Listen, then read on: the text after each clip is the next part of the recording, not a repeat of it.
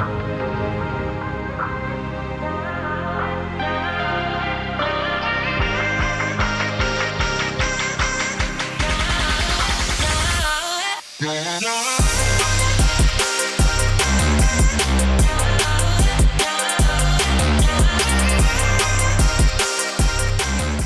everybody, Gabe here. Good morning. Welcome to another community interview. I am here at the Office Lounge in Rye and also the Market, and we'll talk about that briefly because that's a new opening for them. I am here with Onita and Dan, the co-owners.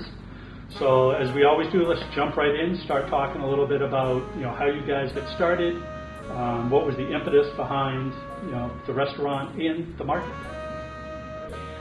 It was actually serendipitous. I mean, we should have called it serendipity. But we were not thinking about opening up a restaurant, but a friend of ours has this as a motel, and I saw that this space was empty. We saw it was empty, and we brought a family here. It's kind of weird. We brought a family here because they were homeless to the motel, and our friend that owned the motel at the time, she was like, "Can you come and look at the restaurant and check it out?" And we came in and it was destroyed. And I looked at it. It was just the past owners had knocked down walls and the floors were a mess. Yeah, they didn't have a good relationship with. Yeah. And so when we looked at it, I looked at it and I fell in love with it. I was like, we could rebuild this. And we used to come here. I used to come here years ago when it was Le Provençal, a French restaurant, and it was one of my favorites. And so I knew that we could do something with this. The Nice. gem, Yeah. And the menu, it's pretty diverse as far as what you offer. Let's talk a little bit about that because I didn't know you guys offered sushi. Oh yeah, We love sushi. that actually saved us during COVID. Yeah, well, we did sushi before, but only a couple rolls. And then once COVID hit, we had to do our takeout menu.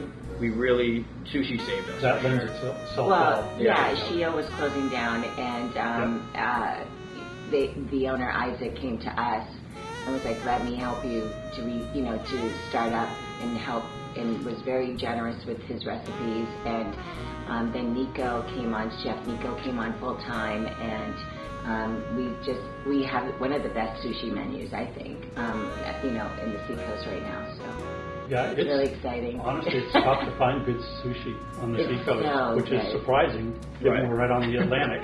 But yeah, and our purveyors are like, we try to stay local, like you saw earlier. Yeah. We have farm raised eggs from Wiggins, eggs that come in for our eggs. What is it called? Benedict? No, not the eggs Benedict. We use also for our brunch menu, but for the deviled eggs, and then we also use seaport fish for our local fish. So we try to stay local.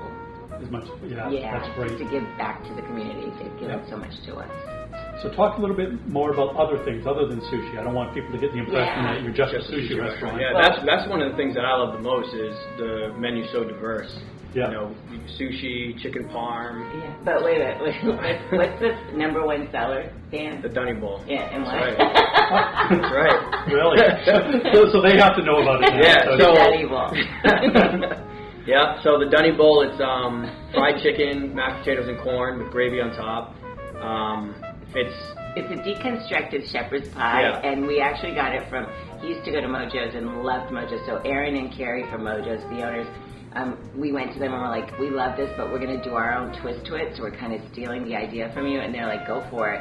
And now he's like, "I wish I didn't give it back to you because it's become the number one seller here." And it's so good. I mean, it's cream corn, mashed potatoes.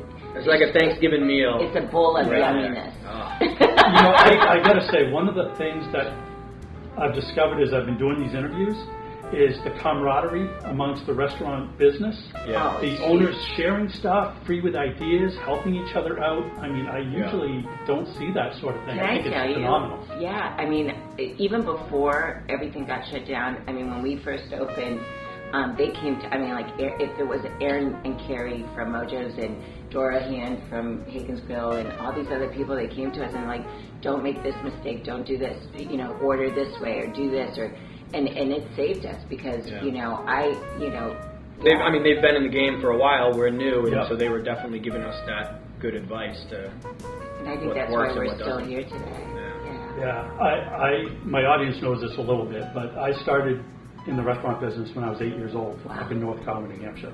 And I know how hard it is to get a business going. So what restaurant in North Conway? It's right across from McDonald's. It's called the Blueberry Muffin. Yeah, we've.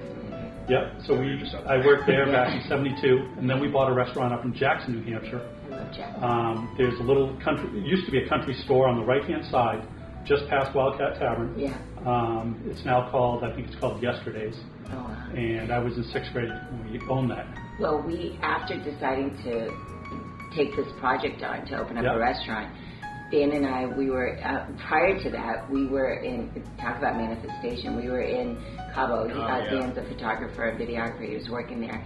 And we were in Cabo San Lucas, and we're walking on the beach, and there's the Office restaurant on the beach. And so we were just joking, and I was like, wouldn't that be funny if we came back to the Seacoast and opened up a place called the Office where people can go and say, like, I'm at the office, honey, or, you know, Right. the kids are Yeah. at the office, and they're really not at the office. And Yeah. so, and then this happened, and so when we came up with names, it was the Office Lounge, that was immediate. Yeah. But then soon after, we went up to North Conway, and we went to Delaney's. Oh, And yeah. looked at their menu, and they had, you know, they had the sushi, they had the burgers, they had the wings, Yep. they had the chicken parm, and it's similar menu to what we are offering. Yeah. And Very that- popular. Yeah, and so that's what we're doing here, similar to that.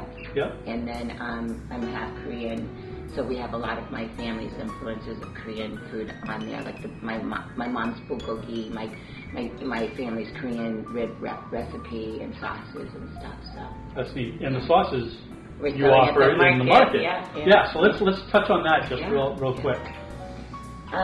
You know, after COVID, during COVID, we were like, what's out there that's open, you know, so that we can keep, if this happens again, everybody was talking about it, you're going to be shut down again in September, October, and it's like, what am I going to do, what are we going to do with our employees? And we have such a small team, and they didn't want to be on unemployment, they wanted to work, they were in here when we weren't even in here, and it was just so much hard, and so we decided, let's look forward to what's next, right?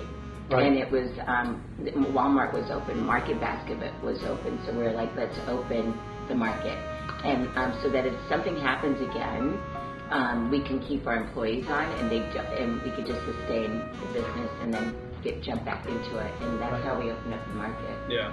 And also, it's been weird for a lot of restaurants that aren't takeout, too, because we weren't a takeout place at all. But the community definitely came together and helped us out when we started doing takeout, and that saved us. Oh I my think, God! for Takeout guys couple came to months. us and was like, Liz that owns Takeout Guys, Lucy, and she was like, let's help you get back. Let's figure this out. And she worked with us, and that also saved us because we were like, we don't know how to do takeout. Yeah. You can see this wasn't a takeout restaurant, and now it actually it's Right. so cool that we have a takeout business and our customers can come here or Takeout Guys can deliver. So it's been fantastic. Okay. Yeah, That's great. Do you guys do reservations? Sometimes people Yes, wonder about that. yes, That's good. Yes, Okay. we do reservations.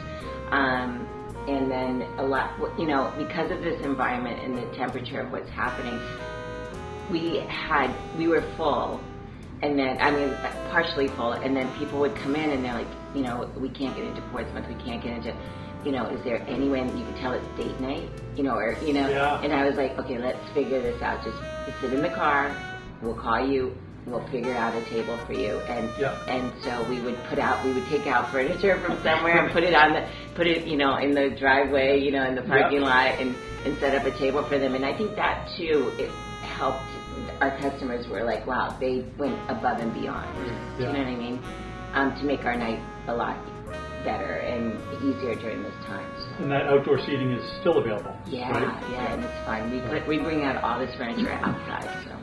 And we bring it inside, which is Yeah, that's a lot of You work. saw. Yeah. But it makes the Couches. feel, like hanging the pictures and just having the furniture outside, it makes that feel, you're not sitting on picnic tables, you're not, you know, it's not plastic Yeah. chairs, it's Right. a nice feel outside. So. Yeah, that's great. Yeah, it makes date night fun. Or family night. We have families come in and you see, they'll open up the Scrabble and they'll sit outside and play Scrabble on a Friday night. It's or Monopoly or Jenga, and it's great because it's not just for dates, it's family, it's girls' night, it's boys' night, it's, and they feel that they can come somewhere and there's ample parking, great service, and the food is so diverse. So that if you want Chinese, we don't have Chinese. If you want sushi and your wife wants, chicken parm, but then your kid wants chicken tenders, we have it all. And that was a big thing for the menu. It was like what my kids like, what her kid likes. It was a lot of like, what we all like, let's put it together and kind of make a cool little menu. So, and then it just grew from there. Speaking of menus, everything is, nobody wants to touch anything. So, that was another thing we started, everycity.com, which are these menus where it's, the touchless menus, and they're Martin Gale's Rosa. He's developed that product for them, and they're interactive. So now, this is going to be the new way where people just take their phone, click on, and then people over 40 they can't see, and then you're on your phone and you have to have a light. That was one of the best things when people were using it and we were kind of trying to figure out, do you like it? What's wrong with it? Whatever. And older people would be like, I love it. I don't have to shine my light. I can just zoom in, look at it. And everybody has their own phone, and you want to touch your phone, but you don't want to touch those menus anymore.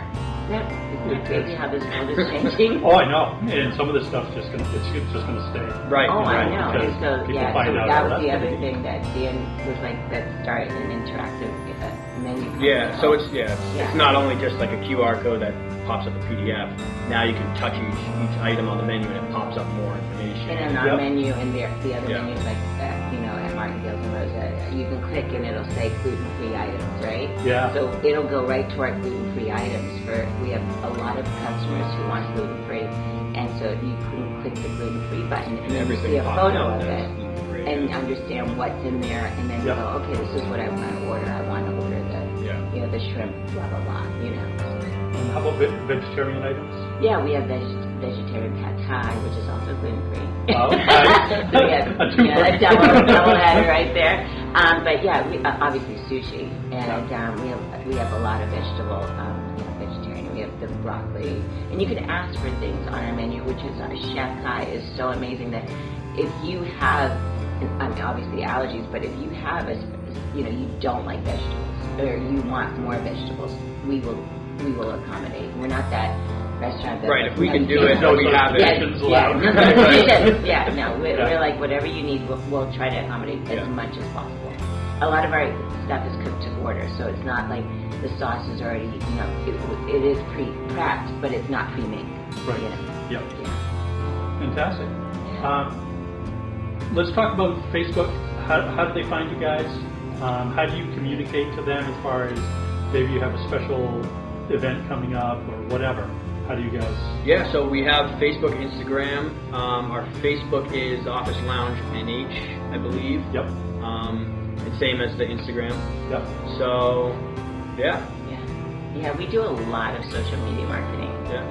He's in charge of that, and a lot of times people connect with us or ask for reservations or about the menu, and Danny immediately.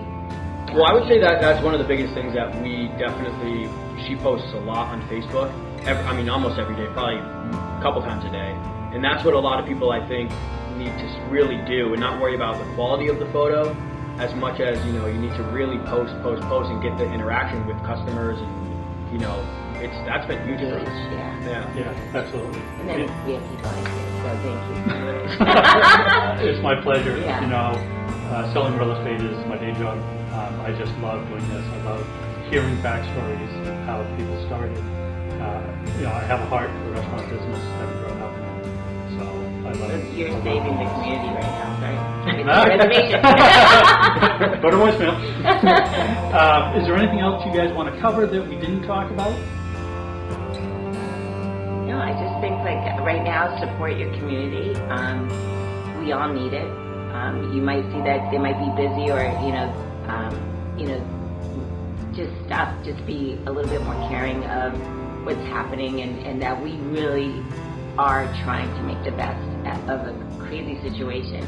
Yeah. And so just support your local community. your restaurant, take out, go and visit them, sit outside if you're not comfortable coming inside, and it'll help out tremendously.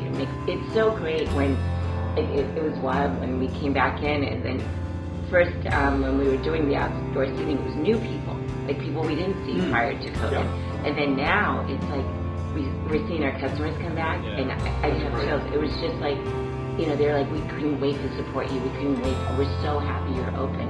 And that was so beautiful to see those people come back. Yeah. And then they were so happy that we're still here. So just go and support that favorite restaurant that you love and keep them going. Yeah. And retail as well. Yeah, retail as well. Support The too. market. Market and the market. office. I just think that's fantastic, and it's tragic when you see one of your favorite establishments go out of business because of COVID and not being able to make it. So that's fantastic. I'm excited for you guys.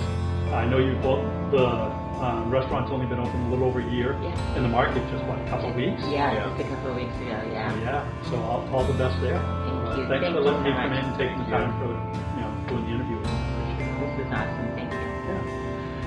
So, until next week, thanks everybody for tuning in, and we can't forget the gift card. Yes. So you have to like, share, and comment, and then we'll pick one person at random from those folks that did that, and you'll win a $25 gift card. And I'll direct message you guys the winner and make sure that gets into your hands.